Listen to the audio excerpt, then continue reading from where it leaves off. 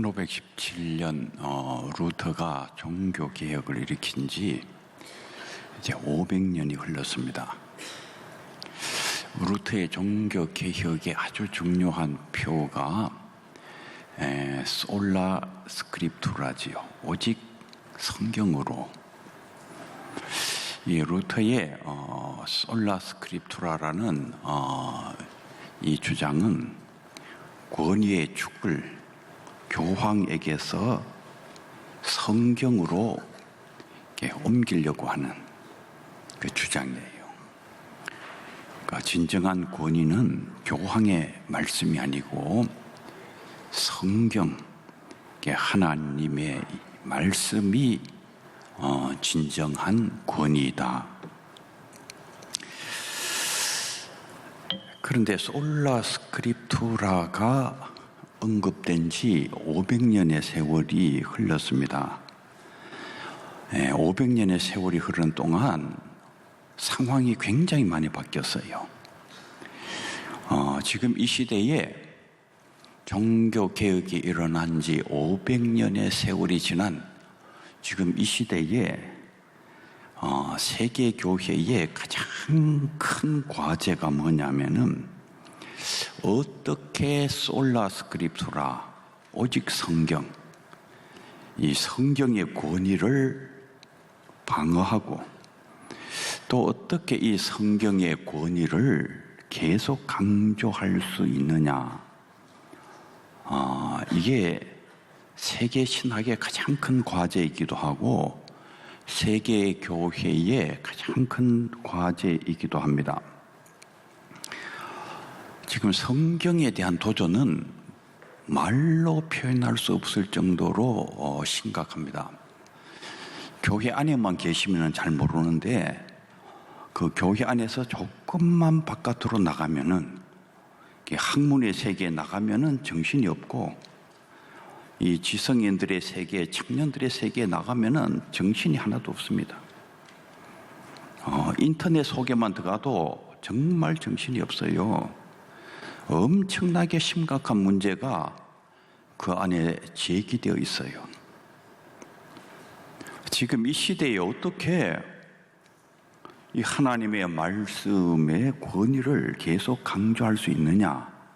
이거는 교회의 생존과 관련되어 있는 어마어마하게 중요한 문제입니다. 우선 문제들이 뭔지를 잘 모르는 분들이 계실 수가 있는데 이 문제가 뭐가 있는지도 모르는 분들은 지금 참 문제가 많은 목사님들이십니다. 그래도 제가 목사님들을 만나보면은 모르는 분들이 한 절반쯤 계시는 것 같아요. 그래서 할 수 없이 지금 제기되고 있는 문제들이 뭔지를 좀 간략하게 말씀을 드리고 이제 그 다음 이야기를 좀 시작을 하려고 그래요. 우선 그 성경 비평학이 발전하면서 성경 안에 존재하고 있는 수많은 모순들, 혼란들이 드러났어요. 성경이 절대 무오의 하나님의 말씀이다. 우리가 이렇게 성도들에게 가르치는데 성경 안에 굉장히 이게 혼란스러운, 어쩌면 오류일지도 모르는 그런 대단히 많은 문제들이 지금 드러나 있습니다. 이건 뭐 창세기 1장부터 이게 간단치 않아요. 창세기 1장 태초에 하나님이 천지를 창조하셨느니라. 그래서 이제 마지막 날에 사람을 창조하시는데 이 성경 안에 창조에 관한 이야기가 두 개가 있어요. 창세기 1장에 있고 2장 4절부터 또 이 창조에 관한 이야기가 나오는데 2장 4절 이하에는 하나님이 사람을 제일 먼저 창조해요. 그러니까 창세기 1장에는 사람이 제일 마지막에 창조되는데 창세기 2장 4절부터 보면은 하나님께서 사람을 제일 먼저 창조하시고 사람을 창조하실 때는 아직 초목도 없었고 채소도 없었고 비도 내리지가 않았어요. 안개만 땅에서 올라왔다. 사람을 창조하시고 난 뒤에 이제 에덴을 창설하시고 이제 나무도 풀도 생기게 하는, 그러니까 창세기 1장의 이야기와 2장의 이야기가 상당한 편차를 나타냅니다. 노아 방주에 관한 이야기도 보면은 창세기 6장 19절에 그 방주 안에 들어가는 그 생물에 관한 이야기가 혈육 있는 모든 생물은 암수 한 쌍씩 들어가는 걸로 돼 있어요. 새나 가축이나 모두 다 암수 한 쌍씩인데 7장 1절에서 3절 사이에 보면은 정결한 짐승은 암수 7씩, 부정한 것은 암수 2씩, 그 다음에 새는 암수 7씩. 그러니까 창세기 6장 19절에는 새도 암수 한 쌍씩인데 여기는 암수 7씩. 이게 6장하고 7장하고 보도가 지금 같지가 않아요. 십자가 사건만 봐도 보면은 우리는 예수께서 십자가에 돌아가실 때 이제 좌편 강도, 우편 강도가 있는데 우리는 대개 이제 누가복음 말씀에 기초를 해가지고 우편 강도는 예수님 돌아가실 때에 당신의 나라에 임하실 때에 나를 기억해 주옵소서 이렇게 말한 걸로 되어 있어요. 그래서 내가 오늘 나와 함께 낙원에 있을 것이다. 예수께서 이렇게 말씀하신 것으로 우리가 다 알고 있는데 이 마가복음을 읽어보면은 함께 십자가에 못 박힌 자들도 예수를 욕하니라. 그 원문을 보면은 복수형이에요. 그러니까 둘이가 다 예수님을 욕했다 이렇게 적혀 있습니다. 그 예수님의 몸에 향유를 부은 사건도 보면은 요한복음 12장 3절에 보면은 예수님의 발에 향유를 부었다 이렇게 되어 있는데 마가복음 14장 3절에 보면은 예수님의 머리에 향유를 부었다. 그것도 또 엇갈립니다. 이 계시의 아주 핵심 중에 핵심이라고 볼 수가 있는 부활 사건. 이 부활 사건을 보도하는 성경의 내용이 어마어마하게 혼란스럽습니다. 우선 누가 예수님의 무덤에 찾아갔는가에 대한 언급이 대단히 혼란스러운데 마태복음은 막달라 마리아와 다른 마리아가 갔다. 이 기록에 의하면은 2명의 여인이 무덤에 갔어요. 마가복음은 막달라 마리아와 야고보의 어머니 마리아 그리고 살로메가 갔다. 3명이 간 거예요. 그런데 누가복음에 보면은 3명의 여인이 무덤에 가긴 갔는데 살로메가 간 것이 아니고 요한나가 갔다 이렇게 돼 있어요. 그런데 요한복음을 읽어보면은 막달라 마리아 한 사람만이 무덤에 찾아갔어요. 그러니까 무덤에 찾아간 여인의 수가 1명인지 2명인지 3명인지 혼란스럽습니다. 무덤을 막고 있던 돌이 언제 굴려졌는가에 대한 보도가 또 혼란스러워요. 마가복음, 요한복음, 누가복음은 여인들이 무덤에 도착하기 전에 이미 굴려져 있었다 이렇게 적혀 있는데 마태복음을 읽어보면은 2 여인이 무덤에 도착했을 때에 주의 천사가 무덤에 다가가서 돌을 굴려내고 있었어요. 셋째로 천사의 위치와 천사의 수가 혼란스럽습니다. 마태복음에 의하면은 1명으로 추론되는 천사가 무덤 밖에서 굴러낸 돌 위에 앉아 있었다 이렇게 적혀 있는데 마가복음에 의하면 이 1명의 천사는 무덤 안에 있었고 흰옷을 입고 오른쪽에 앉아 있었다. 누가복음에 의하면은 이 2명이에요. 2명의 천사가 무덤 안에서 눈부신 흰옷을 입고 그들 앞에 서 있었다. 요한복음을 보면은 무덤 앞 안에 있는 천사는 2명이었어요. 또 요한복음에 의하면은 막달라 마리아가 예수님의 부활 소식을 천사로부터 들었을 때에는 제자들이 무덤에 도착하고 난 뒤였어요. 그런 까닭에 막달라 마리아는 제자들에게 가서 누가 주님을 무덤에서 가져갔느냐 이렇게 물었습니다.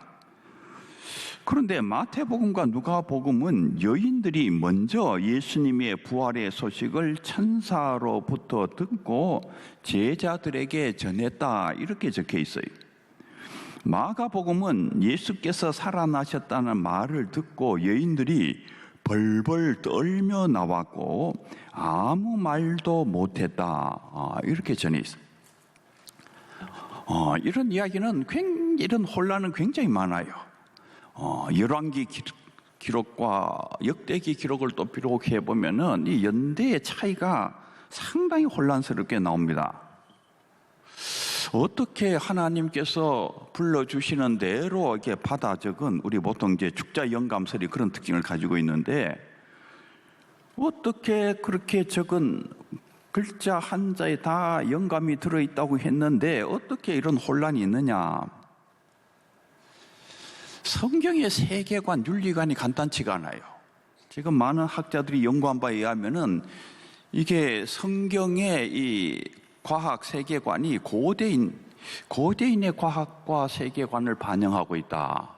이게 하늘은 이렇게 투명한 막이 그 궁창이라는 게 하늘에 있는 투명한 막, 그리고 이제 하늘 문을 연다고 하는 것은 이제 궁창에 이렇게 문이 있어가지고 궁창 위에 물이 있는데 그 궁창 위에 있는 물이 이제 이렇게 떨어지는, 이게 창세기 1장부터 이제 등장하는, 또 이게 땅은 평평한데 이 밑에 이게 기둥이 있고 이 주춧돌이 밑에 있는 이런 세계관을 성경이 그대로 반영하고 있다. 제가 이렇게 얘기해도 여러분은 어디에 있는지도 모를 거예요. 요한복음, 욥기 38장 6절을 보면은 잘 나와 있습니다. 대표적으로. 또 최근에는 성경이 폭력을 정당화하는 책이 아닌가, 성경이 어마어마하게 위험한 책이다, 이런 논쟁이 또 시작이 됐어요. 이 성경이 폭력의 근원이다.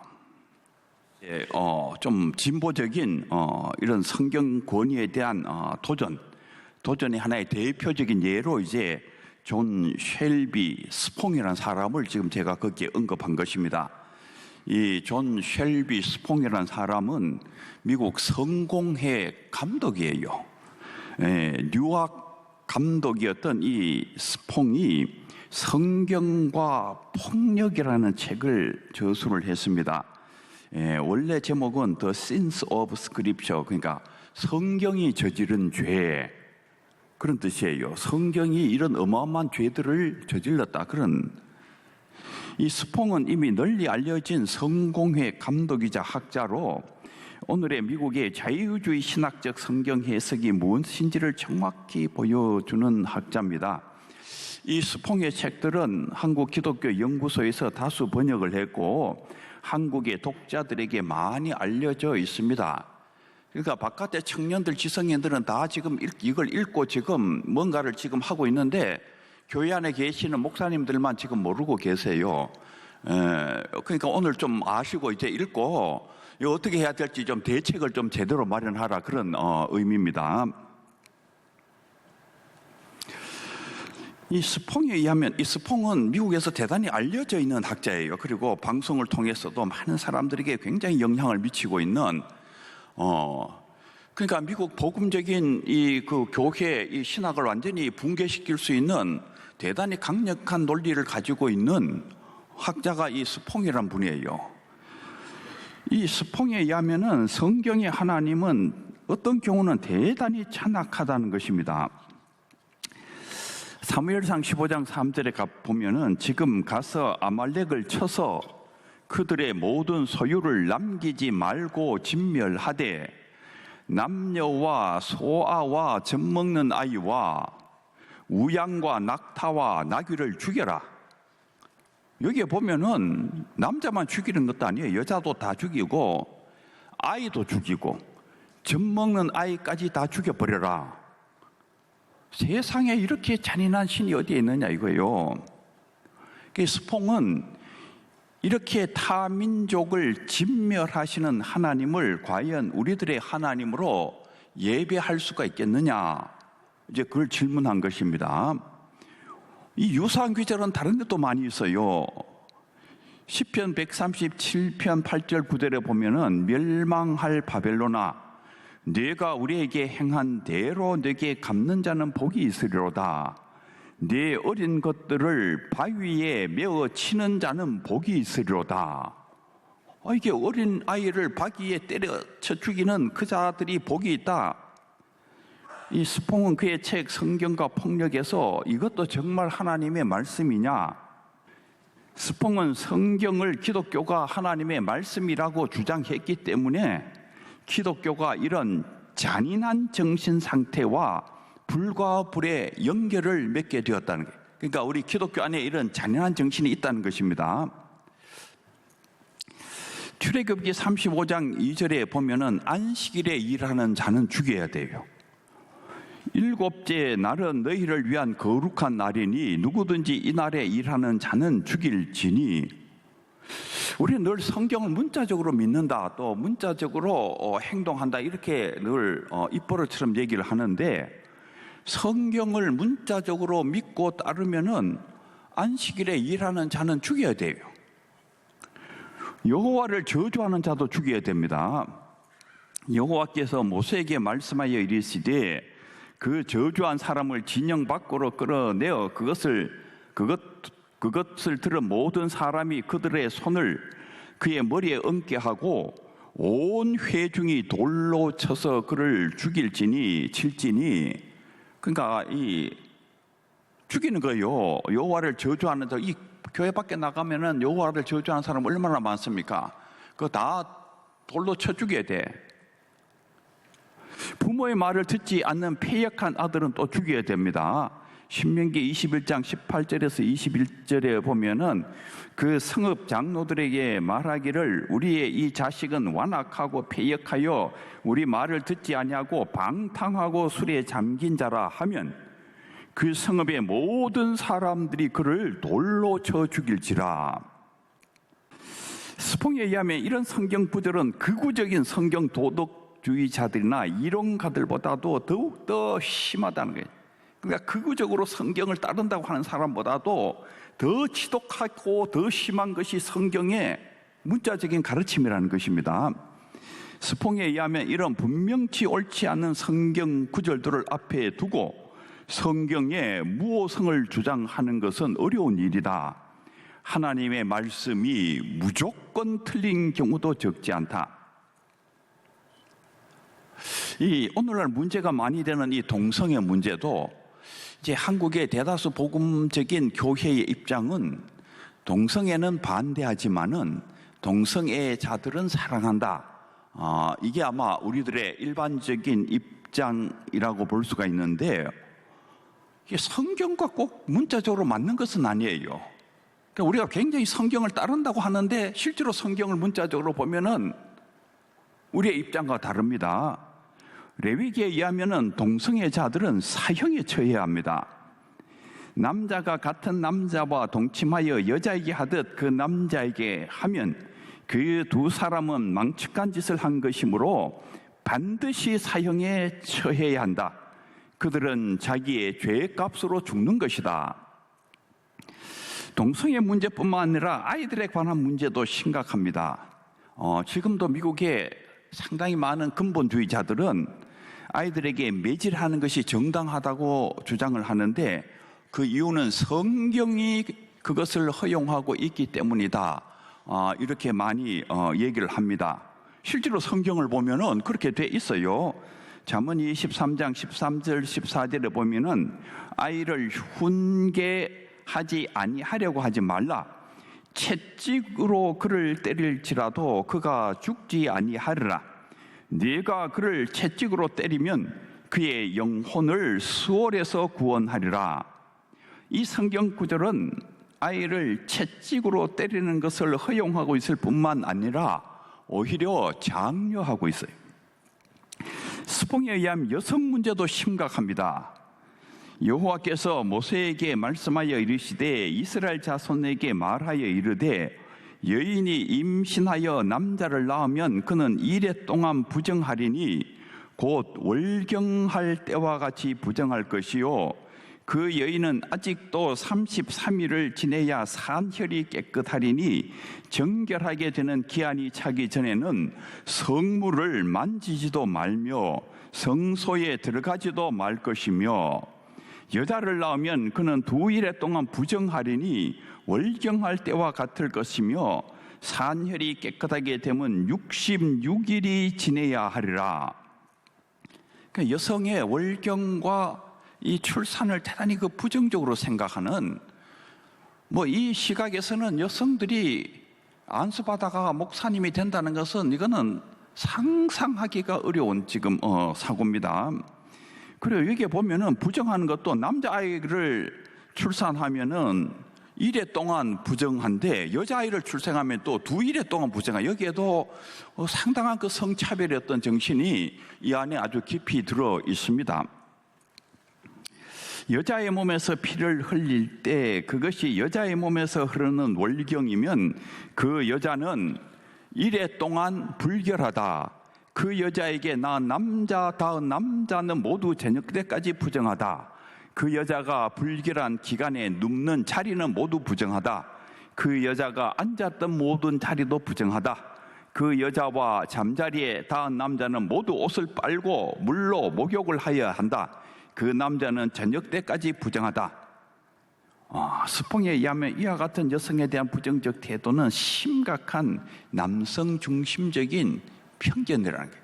이 심각한 남성 중심적인 편견이 이 레위기에 아주 가득 차 있다는 것입니다. 이 스퐁에 의하면은 이 여성에 대한 이런 심각한 남성 중심적 편견은 레위기에만 있는 것이 아니고 신약 성경에 바울에게도 나타난다는 것입니다. 여자는 교회에서 잠잠하라. 그들에게는 말하는 것을 허락함이 없나니 율법에 이른 것 같이 오직 복종할 것이요 만일 무엇을 배우려거든 자기 남편에게 물을지니 여자가 교회에서 말하는 것은 부끄러운 것이니라. 고린도전서 14장. 바울에 의하면 여자가 가르치는 것은 허락되어 있지 않습니다. 여자가 가르치거나 남자를 지배하는 것을 나는 허락하지 않습니다. 디모데전서 2장 12절. 이것은 바울이 직면했던 당시의 여성에 대한 편견의 깊이입니다. 근데 이 편견의 깊이의 어떤 단면이 바울의 글에 그대로 나타나고 있는 것입니다. 이 스퐁에 의하면 성경을 근본주의에서 해방시켜야 됩니다. 이 문자주의적인, 이 근본주의적인 성경 이해. 그래서 이 성경을 해방시켜라 하는 책도 있어요. 이 스퐁이 쓴. 직역하면은 성경을 근본주의에서부터 구원하라, 그런 의미인데, 여기에서 성경 시대와 성경 기자들의 제한된 세계관 및 윤리관을 절대화하는 오류를 심각하게 지적을 했어요. 우리는 이제 성경 시대의 세계관, 윤리관을 이제 절대화하는 경향이 있는데, 이분의 주장은 이제 거기서 또 빨리 해방이 돼야 된다. 이 기독교가 제대로 된 기독교가 되려면은 빨리 거기에서 해방이 돼야 된다. 성경대로 한다면 누구든지 남에게 상처를 입힌 자는 똑같은 상처를 입혀야 됩니다. 사지를 꺾은 것은 사지를 꺾는 것으로, 그러니까 사지가 꺾였으면, 허리가 꺾였으면 그 사람 잡아다가 허리를 꺾어야 되는, 눈에 상처를 입었으면 그 사람을 잡아다가 눈을 뽑아야 되는. 아내가 좀 의심스러울 때, 남편이 이제 아내가 의심스러워가 질투심이 생기면 어떻게 해야 되는가 하면 제사장에 데리고 가가지고 아내에게 명예해서 독약을 먹게 하는 거예요. 그래가지고 아내가 그 독약을 먹어가지고 죽으면은 이게 죄가 확정되는 거예요. 독약을 먹고 죽지 않으면은 이제 무죄가 되는. 이게 레위기 5장 11절에서 22절에 이게 아주 정확하게 기록이 돼 있어요.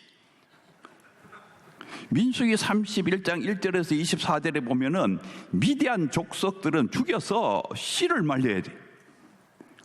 이 성경의 윤리관만이 문제가 아니라 성경의 세계관은 3층으로 된 세계를 전제하고 있는데, 하늘에는 궁창이 있고 지구는 평평하고 그 밑에는 기둥이 있고 기둥을 지탱하는 주춧돌이 있다. 바로 이런 명백히 잘못된 세계관을 계속해서 사용하면 안 된다는 것입니다. 스풍에 의하면은 이 성경은 우리가 과거에 생각하듯이 신이 불러주는 대로 이렇게 기록한 그런 의미에서의 영감된 책이 아니라는 거예요.